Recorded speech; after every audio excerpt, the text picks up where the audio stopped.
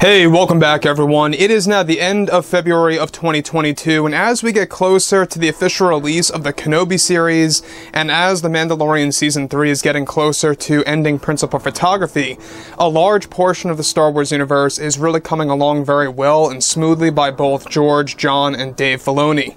This is Mike Zero. Make sure to subscribe if you're new to the channel for future Star Wars updates. Also, by the way, guys, I am on Twitter at Mike01 if you guys want to go ahead and give me a follow on there. I do post a couple of entertaining things from time to time and really make sure to interact with you guys further. So it's even all the more exciting right now is that we have a handful of Star Wars projects that will be unveiled at Star Wars Celebration this year that's going to take place within May. As long as nothing gets canceled, as long as no problems happen in between now and May, it looks like that the event is still a go by Bob Chapek, thankfully. Now, one thing is for certain is that a lot of fans are very excited about one show in particular, that of course being the Obi-Wan Kenobi TV series starring both Ewan McGregor and Hayden Christensen coming back as, of course, Anakin Skywalker / Vader and Obi-Wan Kenobi once again. Now, we already know that George Lucas is heavily involved with numerous Star Wars projects, one of which being, of course, Star Wars Underworld, which we're going to be learning a lot more about that officially by this fall, which is going to take place on multiple different locations in the Star Wars universe, such as Nar Shaddaa, Nal Hutta, Coruscant, and other Star Wars worlds and locations like that. Now, on top of all of this, what's even all the more exciting is exactly what George Lucas recently proposed to Disney's higher-ups, the board members if you will, and exactly what's now being made possible for the future of the Star Wars universe to really satisfy the fans. We already know that Disney has an extensive plan to really turn things around, a strategy specifically to gain back the lost fans from the sequel trilogy movies and after the Gina Carano firing. Now, on top of all of this, given that The Mandalorian Season 3 is nearly done filming by both Jon Favreau and Dave Filoni, Lucasfilm is currently building multiple sets for the Ahsoka Tano series that will also bring back actor Hayden Christensen. Now, further, it's noted, however, that recently behind the scenes, creator George Lucas made a drastic adjustment to the Star Wars franchise by engaging in a remote meeting with the Disney board members. Recently, Lucas proposed a big plan to Disney to change the Kenobi series from being an event series and making it into a full-scale, multi-season show to explore more stories with Ewan McGregor and Hayden Christensen as both Kenobi and Anakin, as well as Vader. Not just that, but Lucas also initiated a plan for Ewan McGregor to have multiple cameos in future Star Wars projects that takes place within the overall span between Episode 3 and 4, and that Disney is now using many of George's proposals by not only making it into a reality by making the Kenobi show a multi-season one, but to also give Ewan McGregor a large contract to portray himself as Kenobi in multiple cameos. So this is one thing about Disney and Lucasfilm, is that they're now very much motivated to make the fans happy, to make Star Wars as successful as possible, and to really bring it up to the same exact level, if not more, than the Marvel Cinematic Universe, which we'll get into that in just a second. Now, Ewan McGregor, we already know, talented actor, he's been around for a very long time, since the early to mid-1990s. And whenever he was able to talk about Kenobi, you know, for the past number of weeks, you can just see how happy he is, how passionate he really is for returning for the role of the character. And it's really a great concept that George Lucas initiated toward Disney, and how they're now approving all of that to have Ewan McGregor sign a multi-contract deal, a multi-show deal, if you will, by contract,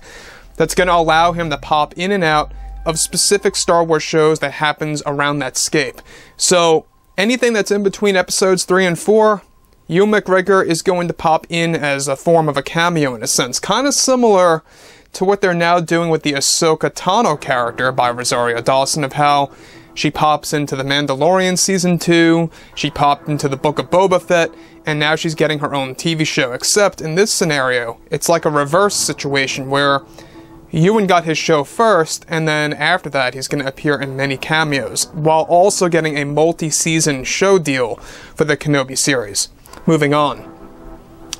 Now, on top of all of this is set to also involve Hayden Christensen with more than 3 new projects to come back as Darth Vader, both masked and unmasked, and even returning as Anakin Skywalker within different eras of the Star Wars universe. George also made this clear to both Jon and Dave Filoni in order to make Kenobi and Anakin big-name characters in the Star Wars TV shows for Disney Plus, in order to really expand these characters like never before.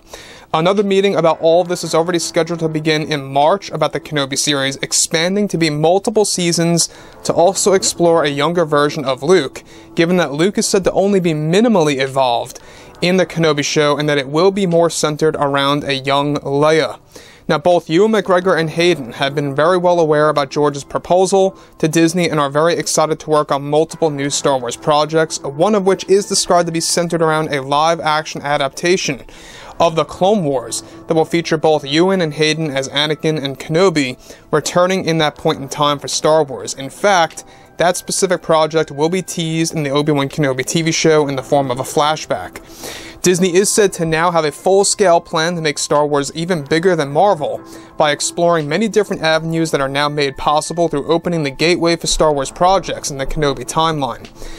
Now, further, it's said that if it were not for Lucas pushing these ideas and proposals, then it was likely that Disney wouldn't have actually gone through with these extensive plans for Hayden and Ewan in a multi-show contract. The multi-show contract for both Ewan and Hayden is described to be large and very ambitious on Disney's part now, as they are creating a whole new miniverse. Much like the mandoverse exists, there will be another one that centers around a post-Order 66 era for the Star Wars brand to keep evolving for the fandom.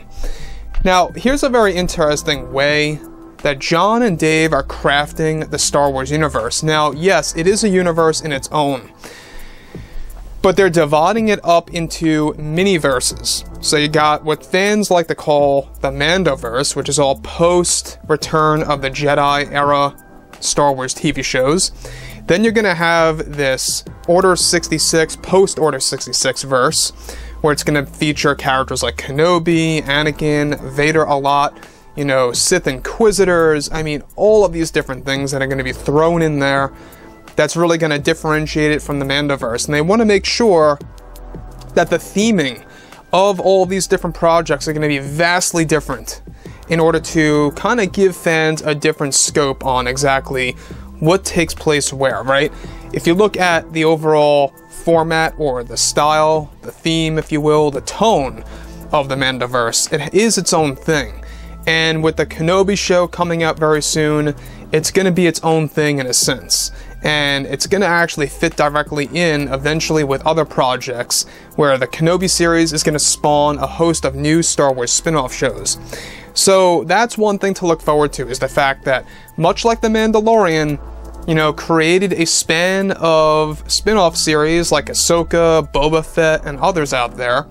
the Kenobi show is going to do the exact same thing, but it's going to be treated as its own separate little mini-verse. And I kind of like this concept that Jon, George, and Dave are doing, but we all got to give credit to George for really bringing this up to the Disney board members and really pushing for Ewan and Hayden to have these multi-show contracts. The thing is, a lot of fans have always wanted Ewan McGregor back for the longest time, and they're going to be getting him a lot more now, not just in the Kenobi show, but also in other Star Wars projects as cameos, which, by the way, is going to be quite an interesting way to evolve the character. We could very well watch him age throughout the years and see a true aging process of Obi-Wan Kenobi in between episodes 3 and 4, based on real aging of Ewan McGregor, if they really want to do that. So, like I said, guys, you know, drop a comment below, you know, let me know what you think about all this below in the comments, and if you guys did enjoy the content for today, make sure to drop a thumbs up on this video to support the channel. I thank you all so very much for the kind support, and I'll catch you guys next time.